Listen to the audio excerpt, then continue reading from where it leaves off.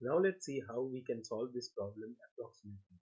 Our first step is to write this equation in a discretized form. We have this domain where xi goes from 0 to 1. So we have 0 at one end and 1 at the other end. We divide this interval into n plus 1 pieces such that there are n points between these two intervals excluding the endpoints. So we label the first of these points inside with the index I is equal to 0, and the last one is I is equal to n minus 1, so that there are n points. So the I equal to minus 1 and I is equal to n stand for our boundary conditions where we don't require the value of psi, they are set by the boundary conditions. So psi of minus 1 is equal to psi of n. Both of them are equal to 0, which is set by the boundary condition. Here psi of I denotes the value of psi of the ith point, and we are interested in I is equal to 0 all the way up to n minus 1. So now let me try to write this in discretized form. In this discrete domain, our derivatives can be approximated as follows. So d psi d xi is equal to psi of xi plus d xi by 2 minus psi of xi minus d xi by 2 divided by d xi. We can use this same formula again to find the second derivative of psi with respect to xi, and this is just the difference of the first derivatives evaluated at this point. So we can just copy paste this expression and just replace psi by the derivatives of psi. So this is the expression for the second derivative, and if we plug in these values, what we get after doing a little bit of algebra is this comes out to be psi of xi plus d xi minus 2 times psi of xi plus psi of xi minus d xi, the whole thing divided by d xi whole square. So students are encouraged to verify this expression by working out the intermediate steps. There is only one step in between in going from here to there. Now we are ready to write our Schrodinger equation in discretized form. We focus on the ith point here, and over here xi plus d xi stands for the I plus 1th point, and xi minus d xi stands for the I minus 1th point. So after plugging is this form of the second derivative, what we get is psi of I plus 1 minus 2 of psi of I plus psi of I minus 1, and overall there is a minus sign, so we make these two minuses and the middle one plus.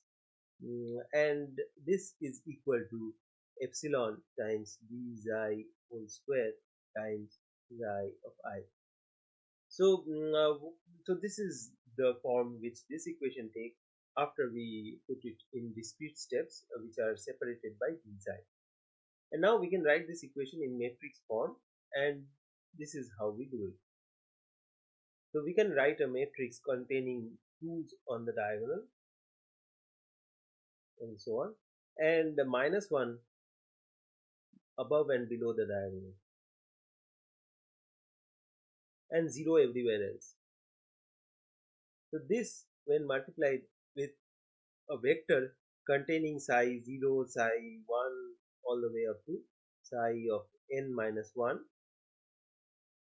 should give us epsilon times d xi whole square times psi 0, psi 1 all the way up to psi of n minus 1. So here we can verify whether these two equations are the same.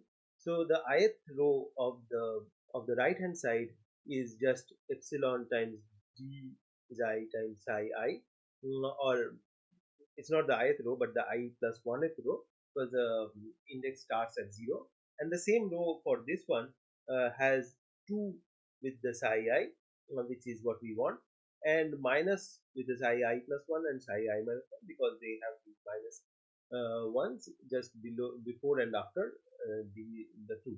So this is the matrix equation we get, and our goal is to solve this equation, and this is just an eigenvalue equation, and if this is the matrix, then this is an eigenvector of that matrix, with an eigenvalue of epsilon times d xi square.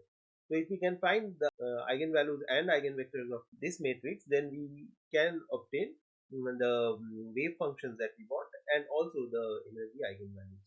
And the energy eigenvalues are the eigenvalues of this matrix divided by d xi square. Thus, we just need to find the eigenvalues and the eigenvectors of this matrix. And once we have those, we can straight away write down the eigenvalues and eigenfunctions of the particle in an infinite well problem. In this video, we have discussed how to solve the particle in an infinite well problem using the matrix method, but we haven't discussed the tools we need to use, the Python commands we need to use, because you already must be aware of these commands. So what we need in this particular problem, one is to create an array, we need either the linspace or array functions available in NumPy. To calculate the eigenvalues and eigenvectors, we can use the linalg.pig. From SciPy, if we can use the Sims, which gives us the Simpsons rule function to integrate and normalize the wave functions, and to plot and compare the theoretical results with the results we get using the matrix method, we need the matplotlib module and within it pyplot. And that's all we need to know from Python to be able to do this particular assignment. In any other programming language, we need similar tools, some arrays, some ways to diagonalize matrices, some way to integrate, and some way to plot, or we can write our own codes for each of these tasks.